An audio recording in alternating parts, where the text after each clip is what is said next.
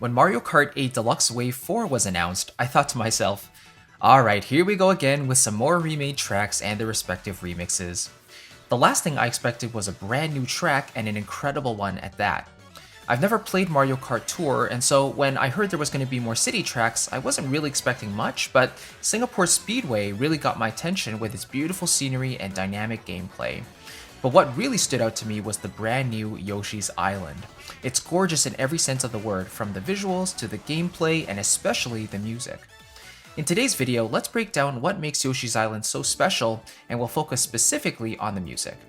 If at any point you want to dive deeper into how you can write music like Super Mario and Disney, I'd love to give you my free guide on how you can do exactly that.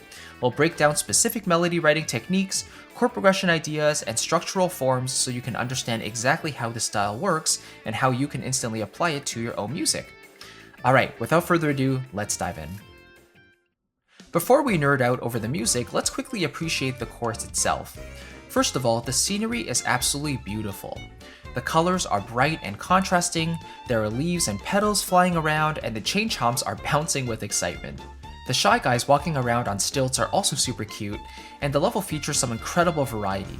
I love how we transition from the main road into an underwater castle with crabs walking around like Shy Guy Beach from Mario Kart Wii. Following this, we make our way up onto the snowy mountain before the glider sends us off into the clouds with a volcano celebrating our appearance. This section especially is reminiscent of Sunshine Airport, where we make a loop up high before descending back down to the main road of the course. A super unique feature here as well is the Flying Cloud, which if hit, creates a red bridge that acts as a shortcut that takes you directly to the finish line. It's super fun because there's always something different to observe and enjoy at any given moment, keeping us on our toes and allowing us to appreciate all the detail that went into the track. A couple things to note about the sound effects too. We hear some tribal drums before the race begins, the Yoshi coins make Yoshi sounds when you collect them, and there's a brand new theme following the race as well.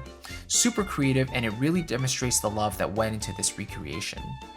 Alright, with all of that out of the way, let's break down the actual music itself. Firstly, this piece remixes the original Yoshi's Island theme, which I believe is the most popular track from the original game, so it really is nostalgic, especially for those who grew up playing it. It's also been recreated in the original key of F major, which has always been a very bright, happy, hopeful, and innocent key to me. This melody is one of my favorites because it's super simple rhythmically, featuring a series of eighth notes followed by a dotted quarter note. This particular rhythmic grouping is very effective, especially when repeated, as it allows the listener to group these short ideas together and remember the overall theme easily. The melodic shape is also quite effective, consisting of steps and skips and creating a natural contour along the way, making it light and adventurous. The chord progression is classic Nintendo as well, starting on the 1, then 5-7 of 2, then the 2, 5-7 before returning back to 1. The secondary dominant, or the 5-7 of 2, adds that touch of color with the F sharp and the D7 chord before resolving to the diatonic chord of G minor. Also, the last three chords are a classic 2-5-1, which is the foundational harmonic structure of jazz music. Although the arrangement itself is quite jazzy in certain moments, we hear some common extensions as well, including the flat 9 and sharp 9 on the 5-7 chords.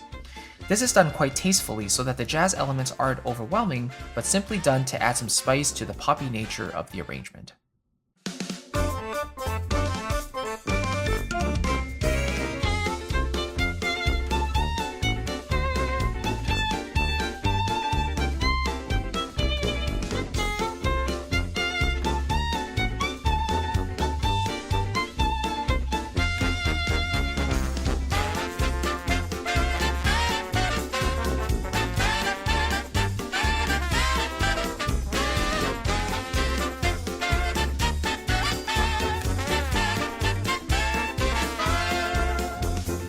Speaking of arrangement, the instrumental choice here is very fitting of the level. It's comprised mainly of solo violin, drum kit, electric guitars, bass, saxes, trombones, and possibly a tuba as well if I'm hearing correctly.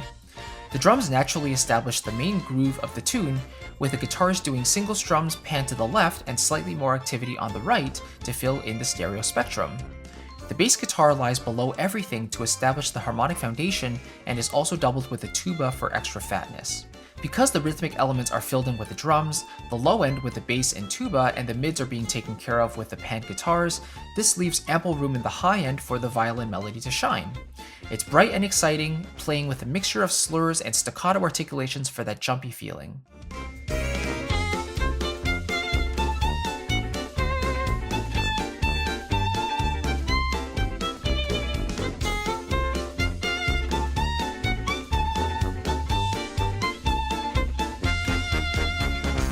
Following this, the rest of the big band ensemble jumps in, with a soprano sax leading the way and harmonized with lower saxes, all panned slightly to the left, while a solo trombone ad-libs some response licks, which are then panned to the right.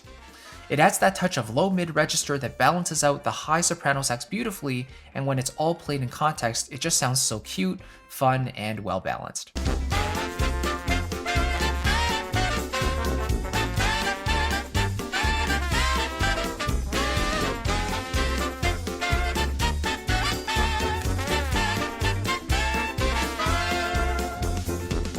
The B section gives us some contrast by stripping away the full drum groove, so we get a slightly more relaxed feel with the piano accordion and the bongos and congas going at it, giving us that tribal feel as well. We then finally get the entire orchestra in tutti, with the melody doubled in soprano sax and violin to really bring it to the front before the intro comes back.